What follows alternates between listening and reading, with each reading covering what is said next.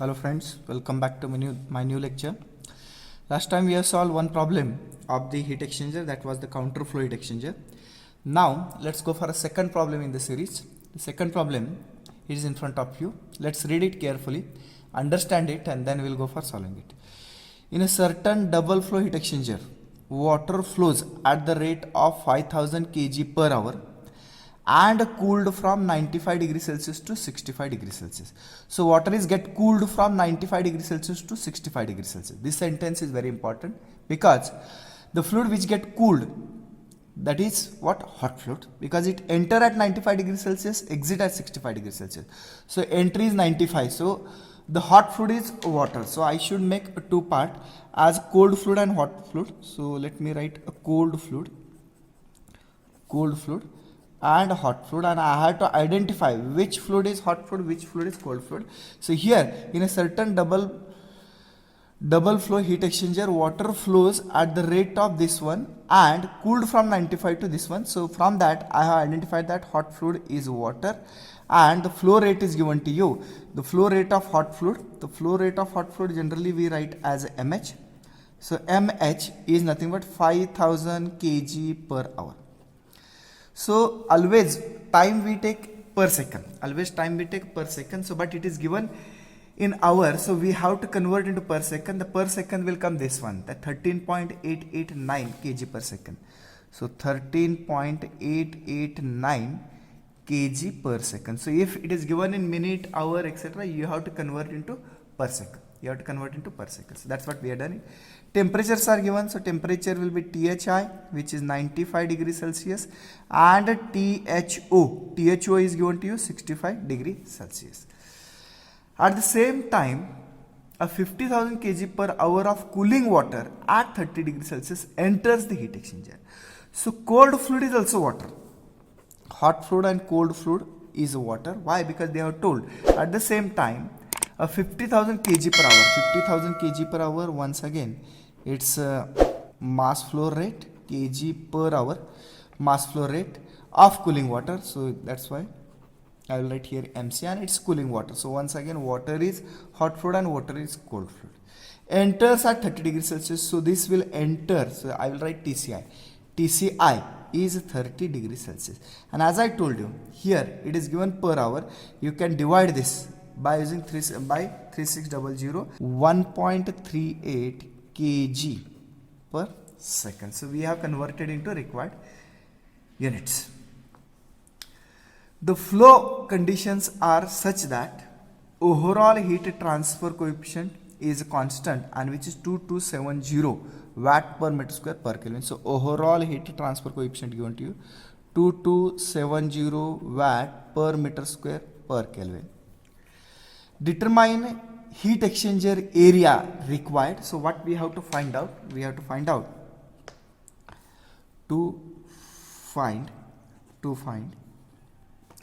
First thing is area, that's the surface area. Determine heat exchanger area required and effectiveness. So second, what we have to determine is effectiveness, which we denote by epsilon. So effectiveness, assuming two streams are parallel flow. This is very important. They have told that the two streams are parallel. So this is what? Parallel flow heat exchanger. Parallel flow heat exchanger. This data is very important because the heat exchanger, if it gets changed, then obviously formula get changed. So it is a parallel flow heat exchanger. Okay. So two stream in a parallel flow. Assume for both streams Cp is given, that is C is given, 4.2 kilojoule per kg Kelvin. Remember, the fluid is water. If they have not given this, then we will consider as 4.187. That's the standard value for water. But as they have given in the problem, I am going to use Cp, that is 4.2 kilojoule per kg per Kelvin for both stream. Both stream means what? For hot fluid and cold fluid, it's 4.2. So I will write here Cc 4.2 kilojoule per kg Kelvin. When I convert into joule, so it will become 4200 joule per kg Kelvin. So just you have to multiply by 1000. Similarly, for the CH, it is 4.2 kilojoule per kg Kelvin. That's nothing but 4200 joule per kg Kelvin. Okay, that's the data given. And what they have asked? They have asked surface area and effectiveness. So let's check data given once again. The data given is U. U is this one. Cold fluid data is given and hot fluid data is given. So we have separated cold fluid data and hot fluid data. So cold fluid data is mass flow rate of water, that is MC. MC is given to you 50,000. That we have converted per second. Then TCI given, then CC given. For the hot fluid, MH is given, THI is given, THO is given, CH is given. We have to determine surface area and epsilon.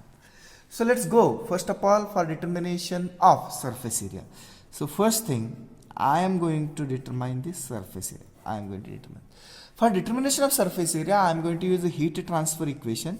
What is that heat transfer equation? Q is equal to UA delta T Lm. That's the standard equation we are.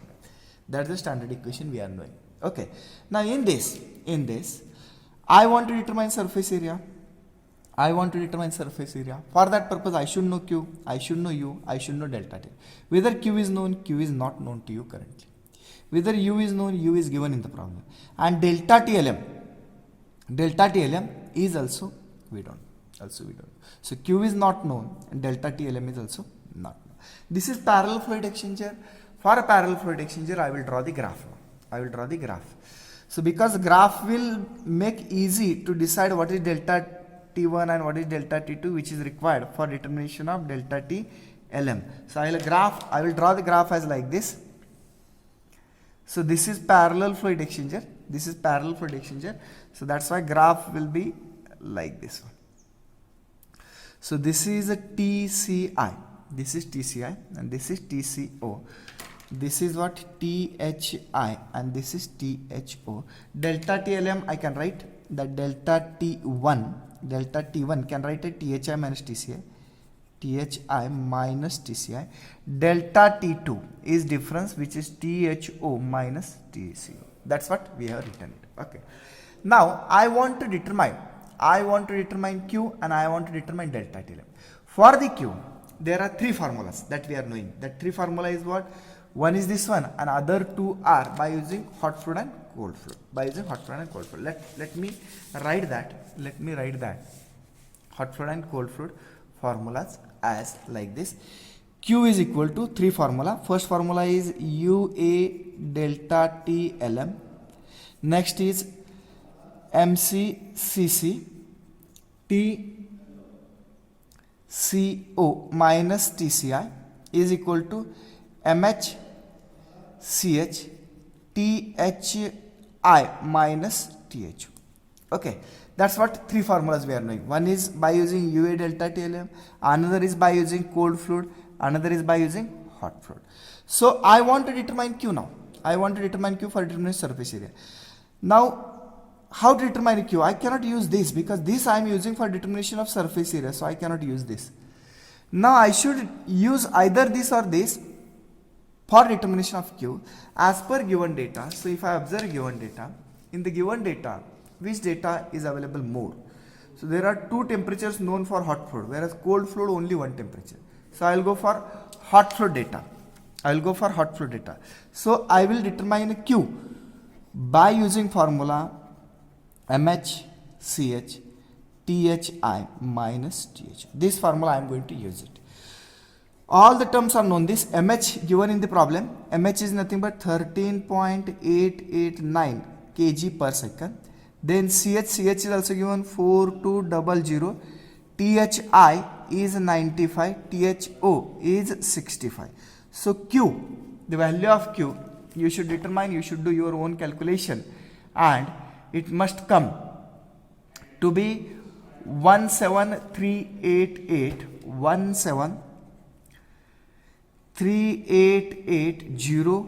So that's what we have determined Q. Q is nothing but 17380. That's the watt. Okay. So first unknown we have determined in this particular formula. Q is determined. Now we have to go for delta T LM. How to determine delta T LM? For delta T LM, what is the formula for delta T LM? Delta T LM delta T Lm can be determined by formula. We are knowing this is delta T2 minus delta T1 divided by ln of delta T2 by delta T1. That's the formula. This is a parallel fluid exchanger. For parallel fluid exchanger, for parallel flow heat exchanger, I can know that what is delta T1 and what is delta T2. Delta T1 and delta T2 because it is required for determination of what delta TLM. What is delta T1? That already we have written over here. What is delta T1? Delta T1 is THI minus TCI. So this is THI minus TCI. Delta T2 is a THO minus TCO. So what is THI, TCI? THI is known to you 95 minus TCI is how much? 30. So 95 minus 30, it should come. You can do your own calculations. Let me check how much it comes. So it will be 65 degree Celsius. Now THO, TCO. THO is given in the problem which is 65, but TCO I don't know TCO. So what to do with this? TCO currently we don't know. I can determine a TCO by using this. TCO I don't know, so this TCO I don't know. I can use the formula Q is equal to MC Cc TCO minus TCI, and from that I can determine a TCO, and then I can put it. So let me use for TCO. So for TCO what I am going to use? I am going to use Q is equal to MC Cc TCO minus TCI. This formula I am going to use. Let me put value of Q. Value of Q is 1317380. MC, which is given in the given data, MC is 1.38. CC is 4200.